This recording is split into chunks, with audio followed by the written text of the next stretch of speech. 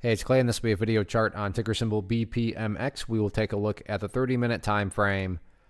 Real quick, what do I mean by 30-minute in case maybe you're new to charts? Instead of each one of these candlesticks here representing 1 day's worth of price action, which is what you would normally see, each one represents 30 minutes. So while this here may look like several days worth of time, it's actually today's price action broken down into 30-minute time slices. I like to this time frame that does a good job of telling the quote-unquote story of the price, and then makes mapping out levels of support and resistance a bit easier to see.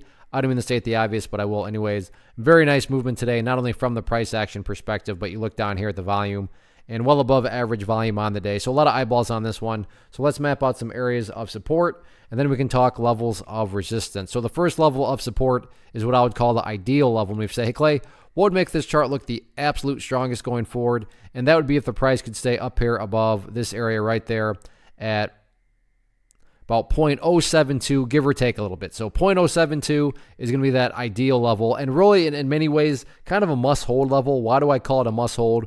Well, I'm not saying this is what's going to occur or anything like that, but just to more so offer a bit more clarity to what I'm saying. If the price were to go down to 0.072, break down below it, and then continue on down, what would you have at that point in time? From a very literal perspective, you would literally have the price right back to where it started before that big movement from today occurred. And not to insult your intelligence, but price movements that go back to where they were, not exactly a sign of true power, true strength, or anything like that. They're going to make some sort of form of progress forward. So again, looking at this situation, again, the price comes down here, but in this set of circumstances, the price goes sideways and then starts to work its way back upwards. Now, what would you have in this scenario? Well, you'd have a set of lows right there.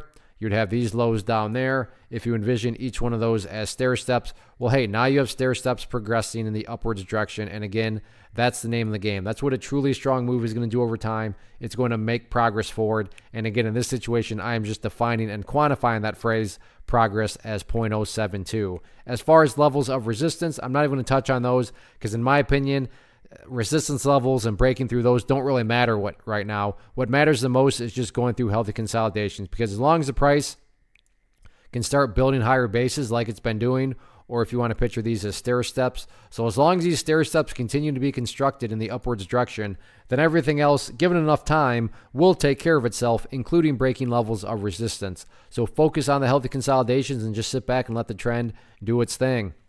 One of the biggest questions that I get is, hey Clay, how do you find the stocks that you trade? So what I've done is put together a free resource guide where I talk about the tools that I use to locate stocks that I find interesting and think may have potential. So if that sounds like something that could add value to you as a trader, then click on the image that is up on the screen right now and I will email you the guide. The guide itself is very short and to the point, and best part, it's completely free. Thanks for watching the video. Let me know if you have any questions.